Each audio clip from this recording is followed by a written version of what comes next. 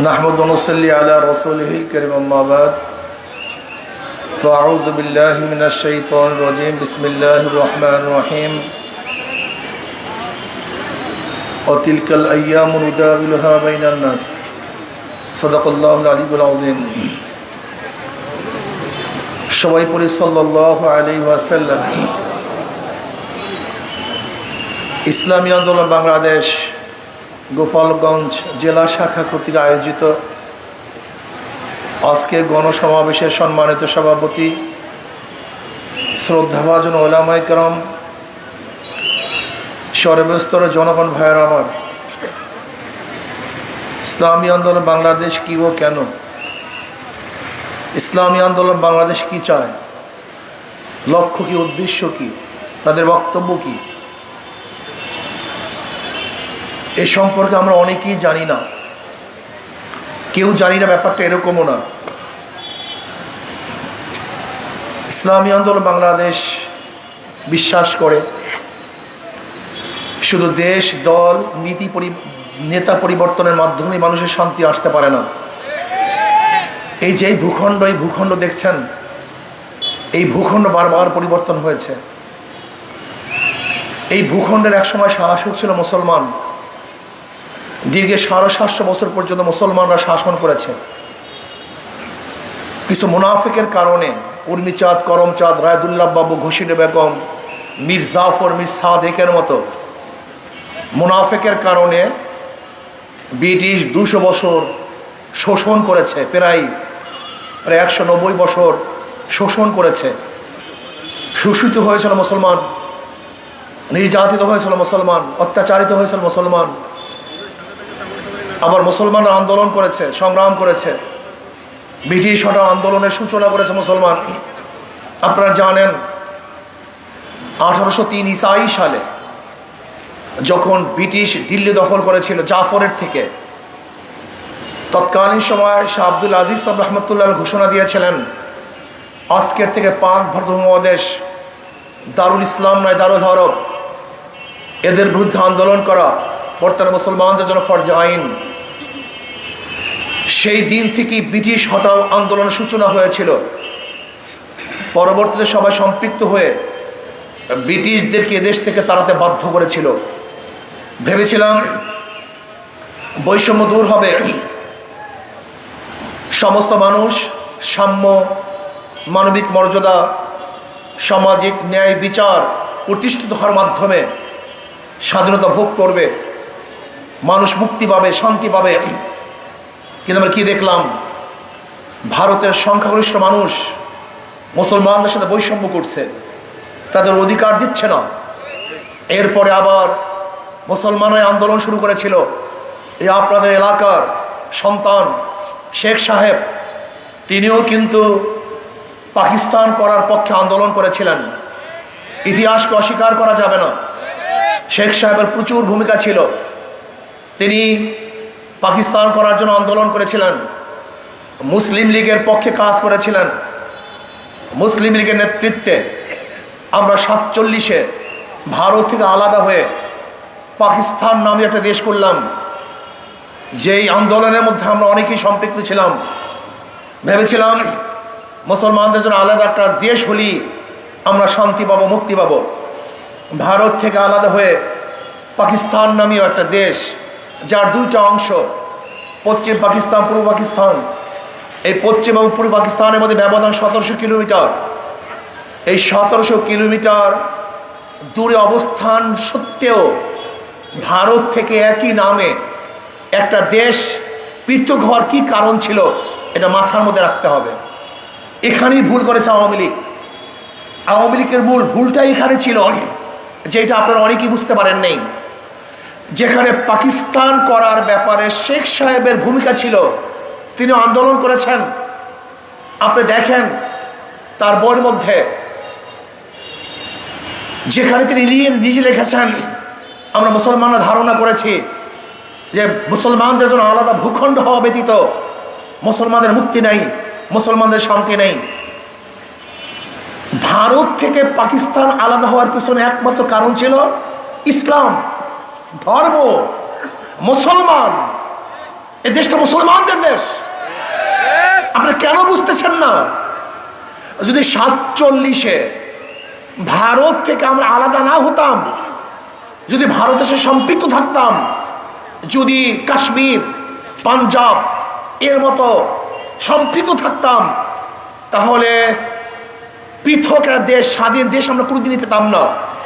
যেমন কাশ্মীর এখন ভারত দখল করে ফেলেছে, হায়দ্রাবাদ যেখানে মুসলমানরা সংখ্যাগরিষ্ঠ ছিল, কিন্তু ভারত থেকে আলাদা না হওয়ার কারণে সেইটাকেও ভারত দখল করে ফেলেছে।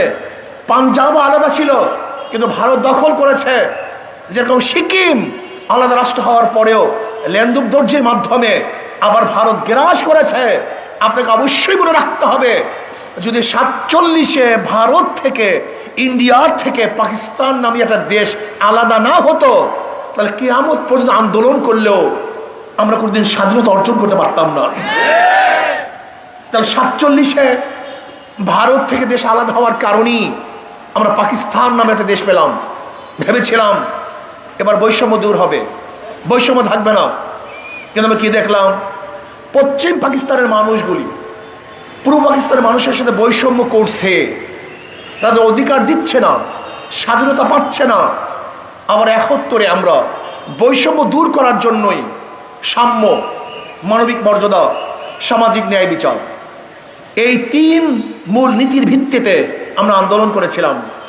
3 নীতি, সেটা কি? সাম্য, মানবিক মর্যাদা, সামাজিক ন্যায় বিচার প্রতিষ্ঠিত করার জন্য, আমরা আলাদা হওয়ার জন্য আন্দোলন করেছিলাম।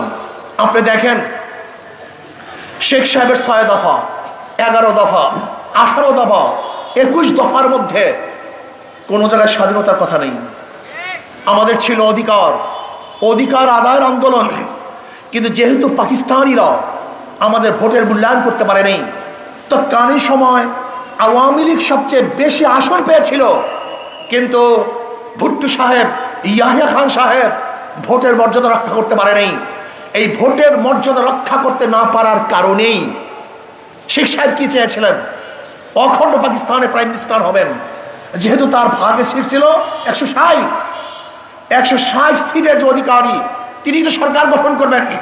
কিন্তু পশ্চিম পাকিস্তানিরা ভোটের মূল্যায়ন, ভোটের অধিকার না দেওয়ার কারণে ওরা যত উন্নয়নের গল্প তুলেছে, এদেশে মানুষের উন্নয়নের গল্প শোনে নাই। যার যা কিছু ছিল তা নিয়ে ঝাঁপিয়ে পড়ে এ দেশটাকে স্বাধীন করেছিল। আমি বারবার একটা বক্তব্য দিয়েছিলাম, আপনারা শুনুন আমার বক্তব্য। সেই 14 থেকে শুরু করে আমার বক্তব্য শোনেন। 14, 18 এবং 24-এ বক্তব্য দিয়েছিলাম শেখ হাসিনা। আপনি যত উন্নয়নের গল্প বলেন না কেন, যত উন্নয়নের মহাসড়কে চলেন না কেন, যেহেতু আপনি ভোটের মর্যাদা দিতে পারেন নাই, যেরকম পাকিস্তানিরা ভোটের মর্যাদা দেওয়ার দিতে না পারার কারণে এদেশের মানুষের কাছে যাহা কিছু ছিল তা নিয়ে পাকিস্তানের বিরুদ্ধে লড়াই করেছেন, ঝাঁপিয়ে পড়েছিল। আপনিও যদি ভোটের মূল্যায়ন করতে না পারেন, এদেশের মানুষের কাছে যাহা কিছু আছে তা নিয়ে কিন্তু ঝাঁপিয়ে পড়বে। আপনার বক্তব্য শোনেন, কিন্তু গুরুত্ব দেয় নাই। মোল্লা তো মৌলবী, আমরা, আমাদের কথা কি গুরুত্ব আছে? সে তো খোদা হয়ে সিংহাসনে আসীন হয়েছে, সে ভেবেছে আর কোনো দুনিয়ায় আমাকে নড়াবার মতো কেউ নেই। আপনি অবশ্যই বুঝতে পারেন না, আপনি যে খোদা তার চেয়ে বড় খোদা একজন আছে। নির্বাচনে অংশগ্রহণ করেছিলাম বরিশালে, মেয়র নির্বাচনে। কেন আমাকে আঘাত করতে হবে? কারণটা কি? এমন কি হয়ে গেছে আমাকে আঘাত করতে হবে? আঘাত করেছেন, রক্ত ঝরিয়েছেন। মাত্র 1 বছর আগে আল্লাহকে বলেছিলাম, আল্লাহ এই জালেমের পতন দেখতে চাই, নিজের চোখে পতন দেখতে চাই, নিজের চোখে। মাত্র 1 বছর আগে, মাত্র 1 বছর আগে, যখন আওয়ামী লীগ সর্বশ্রেষ্ঠ পাওয়ারফুল এক শক্তি, মহাশক্তি, দেয়ার চেয়ে বড় শক্তি, যখন সমস্ত ক্ষমতা তার কাছে, সমস্ত প্রশাসন তার কাছে, পুলিশ তার কাছে, মিলিটারি আর্মি সব তার কাছে, গোটা প্রশাসন তার, গোটা জনগণ তার, মাত্র 1 বছর আগে বলেছিলাম এই 2 চোখে যেন তার পতন দেখি। 1 বছর না যেতে যেতে আল্লাহ পাক দোয়া কবুল করেছেন। 1 বছরের মধ্যে চিন্তাও কেউ করতে পারেনি। ভেবেছিলাম আমি কি বলতেছি, কেন বলতেছি, বলে ফেলেছি, কিন্তু আল্লাহ পাক কবুল করেছেন। প্রিয় ভাইয়েরা আমার, ফেরাউন বহু জুলুম করেছে কিন্তু টিকতে পারে নাই। নমরুদ জুলুম করেছে, টিকতে পারে নাই। সাদ্দাত টিকতে পারে নাই। আবু জাহেল টিকতে পারে নাই। গোটা দুনিয়া কোনো জালেম কোনোদিন টিকতে পারে নাই। আমাকে রক্ত ঝরিয়েছেন। কেন রক্ত ঝরিয়েছেন? আনন্দিত হয়েছিলেন না? মোল্লাকে রক্ত ঝরাইছি। সব রক্ত এক রক্ত নয়, সব রক্ত এক রক্ত নয়, সব দেহ এক দেহ নয়, সব মানুষ এক মানুষ নয়। তুমি কি ভেবেছ তুমি সবাই রক্ত ঝরিয়েছ আর প্রত্যেক আলেমের রক্ত ঝরাবা আর তুমি নিরাপদে বসবাস করতে পারবে না? হবে না, হয় না। আল্লাহ পাক পতন ঘটিয়েছেন। আজকে শেখ সাহেবকে অপমান করা হচ্ছে। কাদের কারণে? কিসের কারণে? এই দায় দায়িত্ব কে নিবে? আমি মনে করি তার কন্যা শেখ হাসিনাকে দায় দায়িত্ব গ্রহণ করতে হবে। তার মানুষগুলিকে ভালো মানুষে পরিণত করতে পারে নাই। আওয়ামী লীগদেরকে সভ্য মানুষ হিসেবে ওই আওয়ামী লীগ তৈরি করতে পারে নাই। ওই আওয়ামী লীগের নেতারা আওয়ামী লীগের হাজারো মানুষদেরকে গুন্ডা বানিয়েছে, জালেম বানিয়েছে, খুনি বানিয়েছে, ধর্ষক বানিয়েছে, চোর ডাকাত বানিয়েছে, লুটেরা বানিয়েছে। ওদের ভালো মানুষে তৈরি করতে পারে নাই। সব নেতাদের দোষ, অন্য কারোর দোষ না। আজকে আবরার ফাহাদকে কেন হত্যা করা হবে? সে কি করেছিল? আবরার ফাহাদকে হত্যা করা হয়েছে। 100 ধর্ষণ করার পরে কেন জাহাঙ্গীর ইউনিভার্সিটি সঞ্চয় পালন করা হবে? কেন শেখ হাসিনা বলবে আমার পিয়ন 500 কোটি টাকার মালিক? টাকা কি আপনার বাবার? হ্যাঁ, এই খেটে খাওয়া মানুষের টাকা, রিক্সাওয়ালা, এই শ্রমিক, এই কুলি, এই মজদুরদের ভ্যাট ট্যাক্সের পয়সা দিয়ে আপনার পিয়ন 500 কোটি টাকার মালিক হবে। আর এই দেশের জনগণ তাকিয়ে থেকে দেখবে। যদি অন্ধ হয় তাই দেখতে পারে, যাদের চক্ষু আছে তার কোনোদিন দেখবে না। আপনি কি করেছেন? আপনার বাবার মূর্তির জন্য শোনে সে বক্তৃতা। ওই যখন জুরাইনে মূর্তি তৈরি করবে, আমি কি বলেছিলাম? বক্তৃতা মনে আছে যে 72 বছর পরে যদি লেনিনের মূর্তি মানুষ ক্যারেন দিয়ে সাগরে নিক্ষেপ করতে পারে, আজকে হোক কালকে হোক আপনার বাবার মূর্তিও এদেশের মানুষ ক্যারেন দিয়ে ওই বুড়িগঙ্গা নিক্ষেপ করবে। আপনি শোনেন সেই বক্তৃতা? আপনি ঘর তৈরি করার জন্য কত বাজেট করেছেন? আশ্রয়ের জন্য কত বাজেট করেছেন? আর আপনার বাবার মূর্তি বানাবার জন্য 4000 কোটি টাকা বাজেট করেছেন। 4000 কোটি টাকা। এ টাকা কার? কাদের টাকা? কোথার টাকা? আপনি মুজিব বর্ষ উদযাপন করার জন্য 400 কোটি টাকা বাজেট করেছেন। এই টাকা কার টাকা? যে দেশের মানুষ খেতে পারে না, দেশের মানুষ বস্ত্র পরতে পারে না, যে দেশের মানুষ চিকিৎসার অভাবে ধুকে ধুকে মরে, যে দেশের মানুষ শিক্ষিত হতে পারছে না, যে দেশে ভালো একটা মানসম্পন্ন মেডিকেল নাই, যেখানে একটা ডিজাইন করার জন্য রাস্তা এবং পোলের ডিজাইন করার জন্য এখনো বিদেশ থেকে ইঞ্জিনিয়ার ভাড়া করতে হয়, সেই দেশে মুজিব বর্ষ পালন করার জন্য আপনার 400 কোটি টাকা বাজেট করবেন। মোরাল বানাবার জন্য, মূর্তি বানাবার জন্য 4000 কোটি টাকা বাজেট করবেন। আর বাংলাদেশের মানুষগুলি দেখে দেখে চোখে চোখে দেখবে? এটা হয় না। আমি গফরগঞ্জের ভাইদেরকে বলবো, বোনদেরকে বলবো, সতর্ক হন। ঘিলু আনেন মাথার মধ্যে, চক্ষু খোলেন, বোঝার চেষ্টা করুন। ইসলামের কারণেই দেশ, ইসলামের জন্য স্বাধীন হয়েছিলাম। অথচ আওয়ামী লীগ কি করছে? সেই ইসলামকে জবাই দেওয়ার জন্য এমন কোনো কাজ নাই যে কাজ করে নাই। এমনকি ঢাকা ইউনিভার্সিটিতে নজরুল ইসলাম, সেই ইসলাম শব্দ তুলে দিয়েছে আওয়ামী লীগ। আপনি চিন্তা করতে পারছেন? অথচ নওয়াব সলিমুল্লাহ রহমতুল্লাহ আলাইহি নিজের টাকা দিয়ে, নিজের জমি দিয়ে 600 একর জমি ওয়াকফ করেছেন ঢাকা ইউনিভার্সিটির জন্য, বুয়েটের জন্য, ঢাকা মেডিকেলের জন্য। কেন? এদেশে মুসলমানরা শিক্ষিত হবে। আপনি কি জানেন ক্যালকাটার হিন্দুরা 41 বার ব্রিটিশ সরকারের কাছে দরখাস্ত করেছে যেন ঢাকা ইউনিভার্সিটি না হয়। এমনকি গড়াইয়ের মাঠে রবি ঠাকুরের সভাপতিত্বে ঢাকা ইউনিভার্সিটি বিরোধিতা করেছে, যেটা মুসলমানদের ইউনিভার্সিটি। সেই মুসলমান ইউনিভার্সিটির গেটের থেকে রব্বি জিদি ইলমা তুলে দিয়েছে আওয়ামী লীগ। অথচ মুসলমানদের জন্য ইউনিভার্সিটি করা হয়েছে। আপনি চিন্তা করতে পারছেন? কবি নজরুল ইসলাম কলেজ, সেই কবি নজরুল ইসলাম কলেজ থেকে ইসলাম শব্দ তুলে দেওয়া হয়েছে। এটা মানুষ সহ্য করতে পারে যে ইসলামের জন্য দেশ পেয়েছেন, সেই দেশে মুসলমানরা দাঁড়িয়ে রাখতে পারে না, টুপি পড়তে পারে নাই, লম্বা জামা দিয়ে চলতে পারে নাই, পরীক্ষা করতে পারে নাই। এটা আমরা মেনে নেব, এটা মানতে পারি। এটা হয় না রে পাগল, এটা হয় না। ইসলাম নিয়ে কথা বলা যায় না, ইসলাম নিয়ে চলা যায় না, ইসলাম নিয়ে সব জায়গায় চলা যায় না। এই জন্য দেশে মানুষ ছাড়ে নাই, রক্ষা করে নেই। আমি গোপালগঞ্জের সবাইকে বলবো, শেখ সাহেবের অবদান আছে, তাকে বাদ দিয়ে ইতিহাস রচনা হবে না। আবার কি কারণে তাকে অপমান করা হচ্ছে সেই ব্যাপারটা আমাকে দেখতে হবে, মনে রাখতে হবে। আজকে আওয়ামী লীগের কারণে সে অপমানিত হচ্ছে, কাজী গোটা আওয়ামী লীগ কি এই অপমানের দায় দায়িত্ব গ্রহণ করতে হবে, অন্য কেউ দায় দায়িত্ব গ্রহণ করবে না। ইসলামের বাহিরে কিচ্ছু নাই, কোনো আদর্শ নাই, কোনো নীতি নাই। যে নীতি আদর্শের ভিত্তিতে আপনি দেশ চালান না কেন, মানুষ শান্তি পাবে না। যে সাম্য, মানবিক মর্যাদা, সামাজিক ন্যায় বিচারের জন্য এই দেশ স্বাধীন হয়েছিল, আজকেও সাম্যতা নাই, মানবিক মর্যাদা নাই, সামাজিক ন্যায় বিচার নাই। ভুরি ভুরি মিথ্যা মামলা, ভুরি ভুরি মিথ্যা মামলা।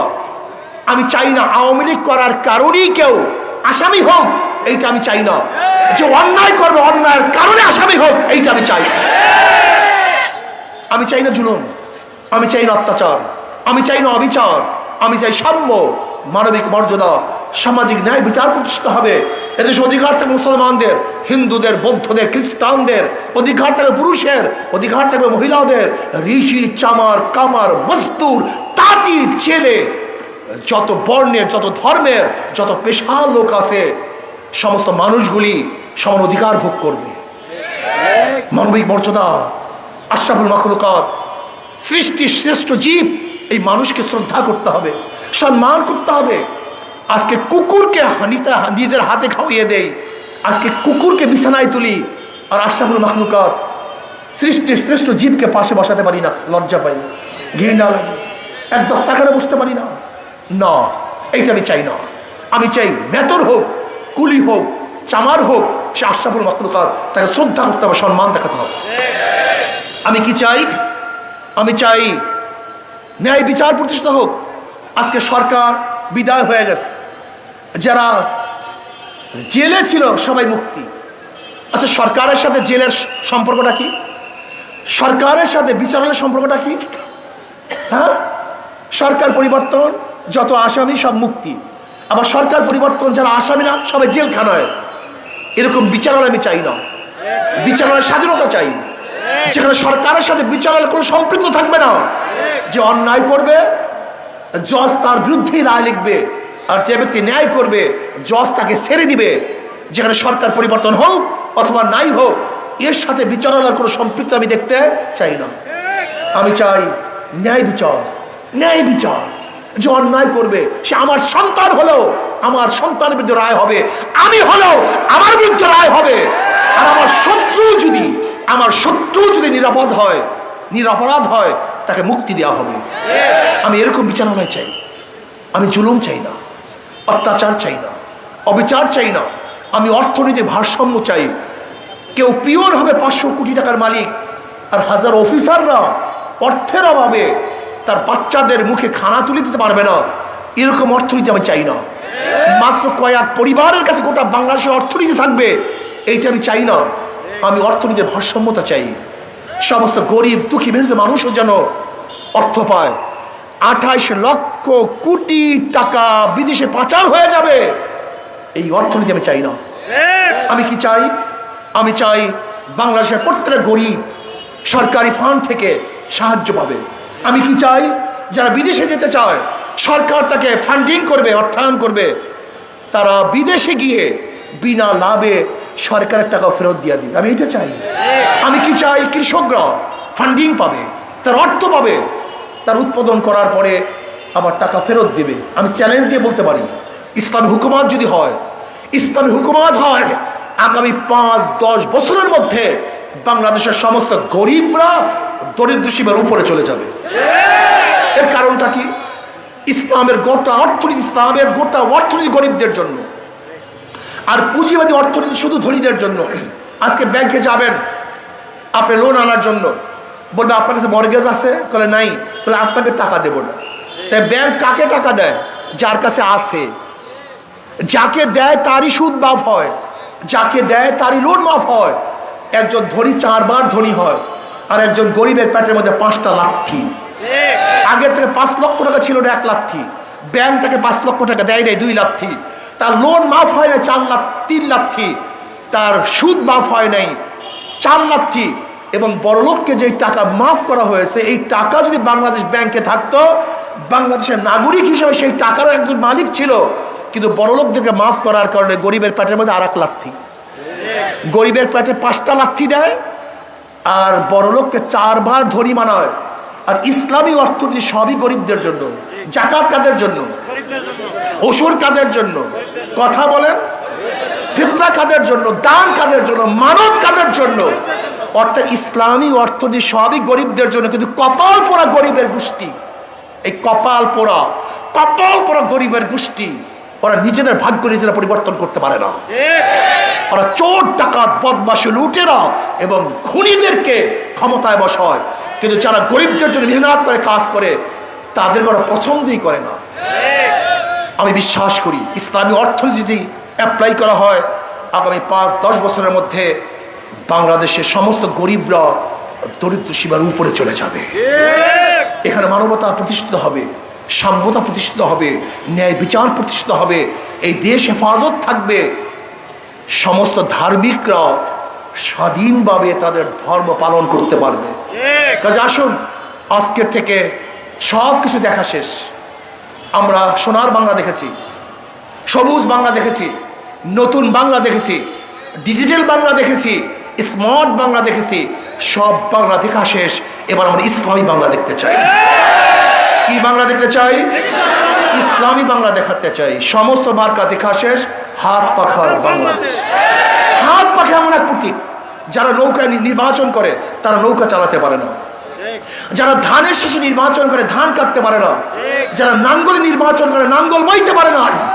কিন্তু হাত পাখা এমন এক প্রতীক, যে নির্বাচন করে সেও চালাতে পারে। যারা নির্বাচন করে তারাও ঘুরাতে পারে, মুসলমানরা ঘুরাতে পারে, হিন্দুরা ঘুরাতে পারে, পুরুষরাও চালাতে পারে, মহিলারাও চালাতে পারে। শুধু কি তাই, যারা যে প্রতীক নিয়ে নির্বাচন করে বুকের মধ্যে রাখিয়া সেই প্রতীক কেউ ঘুমায় না। কিন্তু হাত পাখা এমন এক প্রতীক, যে প্রতীক বুকে নিয়ে মানুষ ঘুমাইতে থাকে। এটা শান্তির প্রতীক। কারেন্ট ফেল করে, হাত পাখা ফেল করে না। কি কথা ঠিক না? হাত পাখা কোনো যন্ত্রণা দেয় না।